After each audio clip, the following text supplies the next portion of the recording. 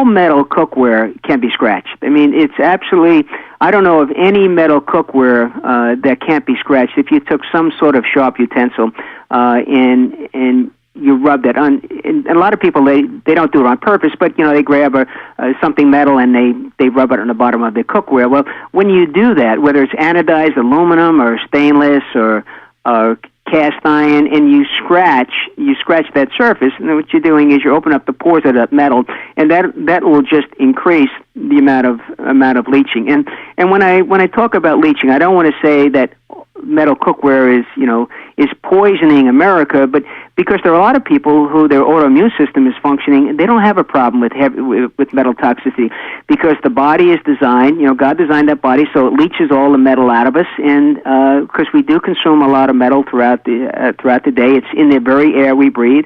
A lot of people say, well, there's lead in the air that we breathe, and depending where you live and the auto emissions or near factories, there's air that we breathe, and our body is designed to expel that toxicity.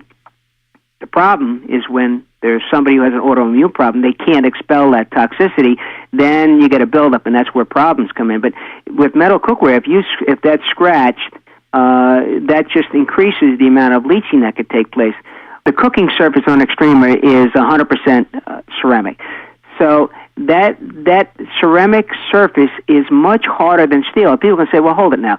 I could take my aluminum pan, I could drop it on the floor, and it's not going to break. I said, I understand that, and ceramic does not have that property.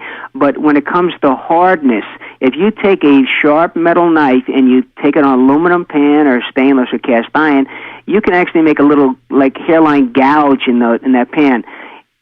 You cannot do that with ours. If you took a knife and you tried to scrape that surface, what you would do is you see there'd be this metal mark, this gray metal mark on the cooking surface, and people would say, "Whoa, look at that! See, it just scratched the ceramic." And because we get calls on this all the time, and I remember in all my years with Corningware, that was the same issue. People say, "Well, look at that! It's leaving this big metal mark."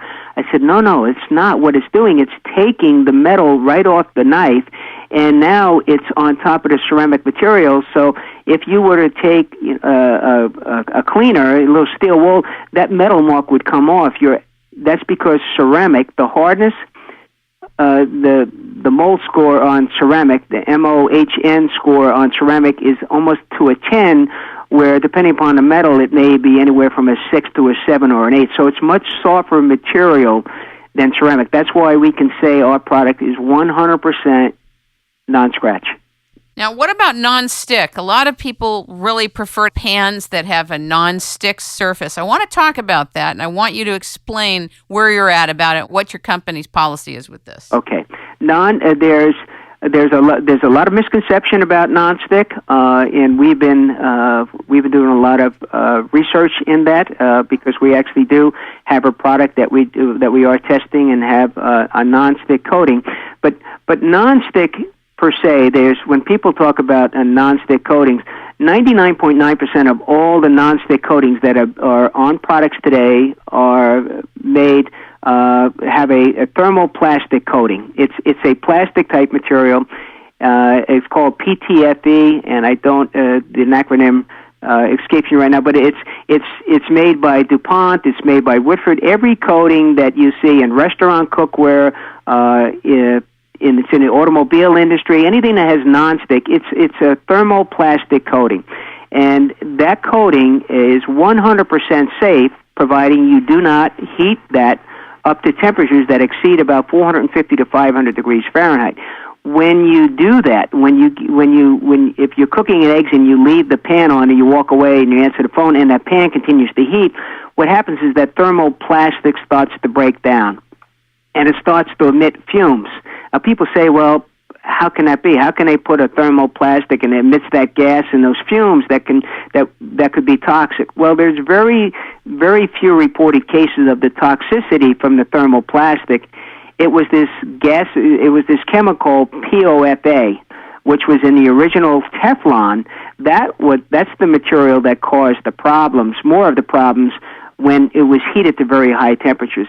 Most of the cookware companies today have eliminated that POFA from their non-stick coating, and so to reassure people, the coatings in a lot of the nonstick cookware today a lot safer than it was a year or so ago. What does that mean? Because a lot of times we as the consumers don't really get the inner details of what we need to know about this. Everything is safe relative to how you use that.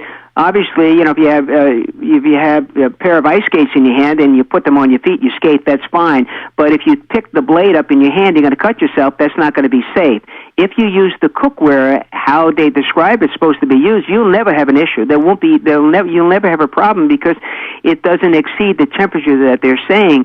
When you run into a problem, even if you're using, I'll give you this example. If you're using an olive oil or you're using peanut oil, canola oil, any type of cooking oil, and you exceed the temperature of 500 to 600 degrees, the gas that's emitted from that oil, that burning oil, or the smoke from the barbecue grill when you're doing that, you're making your barbecue chicken, is more toxic than the gas that will be emitted from your nonstick coating. And people don't realize that. They make their chicken and their eggs and the kitchen's smoking up a storm, but that'll do more harm to your autoimmune system than the toxicity from a nonstick coating. Yet nobody talks about that because they think it's part of the cooking experience when you breathe in the smoke. But if you're really into healthy cooking, when you barbecue your food and you get that charcoal grid marks on there, that's no value to your autoimmune system. That's the worst thing you could do because you're burning the fat and you're causing toxicity when you burn your food. If you really wanted to avoid any toxicity, you would steam your food like they do in Asia.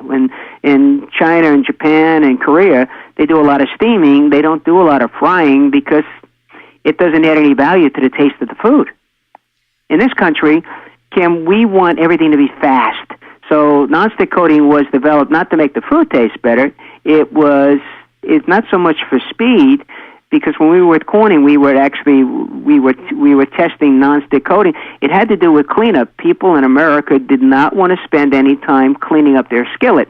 That's why nonstick coatings became available. It had to do with the cleanup and not with the cooking experience.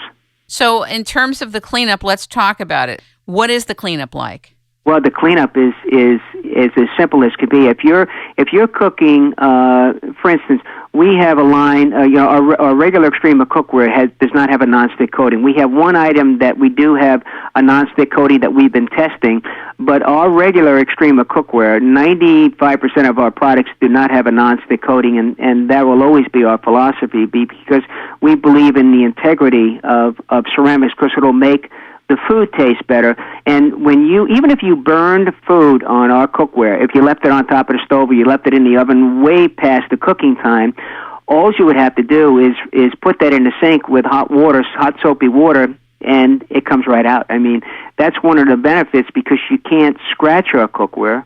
And if you really burnt the food on there, it's just a matter of soaking it in hot water, and then it'll just come right out with the dishcloth. Let's talk about the utensils that you use and your company uses, and what your philosophy of the utensils is. The utensils are a big deal. We recommend either wood utensils, or we recommend a nylon, because obviously nylon is very safe. It's FDA approved. We don't have to worry about any leaching with nylon. And we have people who use metal, and the only thing negative about metal is you're going to leave metal marks on the cookware. Then you're going to have to clean that with either a Brillo pad to get all the metal marks off. But we recommend the nylon and any type of bamboo product or any kind of wood product, because we just think it's not going to detract from the taste of the food when you use those utensils. I want to know how you came to your experience with traditional cookware, Corningware. How did you move from Corningware to Ceramcor? I want to know what the transition was in your mind, how it happened. Okay.